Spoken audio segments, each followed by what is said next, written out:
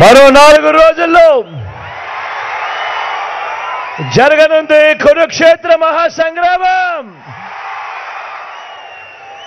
జరగబోయే ఈ ఎన్నికలు కేవలం ఎమ్మెల్యేలను ఎంపీలను ఎన్నుకునేందుకు జరుగుతా ఉన్న ఎన్నికలు కానే కావు. జరగబోయే ఈ ఎన్నికలు మన ఇంటింటి అభివృద్ధిని, అందుతా ఉన్న పథకాలన్నింటినీ కొనసాగించాలనా లేదా అన్నది నిర్ణయించబోయే ఎన్నికలు ఈ ఎన్నికల్లో జగన్కు ఓటు వేస్తే పథకాలన్నీ కొనసాగింపు, ఇంటింటి అభివృద్ధి. అదే పొరపాటున చంద్రబాబుకు ఓటు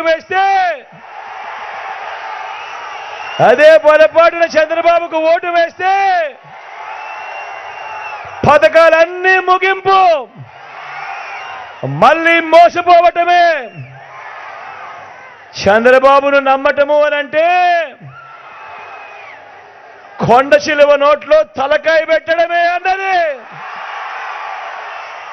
ప్రతి ఒక్కరిని కూడా గుర్తుంచుకోమని కోరుతా ఉన్నా. ఇదే తన గత చరిత్ర చెప్పిన సత్యం. ఇదే సాధ్యం కాని హామీలతో తానిచ్చిన మేనిఫెస్టోకు ఇదే అర్థం. ఈ విషయాలు ప్రతి ఒక్కరిని కూడా గుర్తుపెట్టుకోవాల్సిందిగా కూడా మీ అందరితో కూడా సవినయంగా కోరుతా ఉన్నా. మొన్న ఈ మధ్యనే చంద్రబాబు ప్రధానమంత్రిని, దేశ హోంమంత్రి గారిని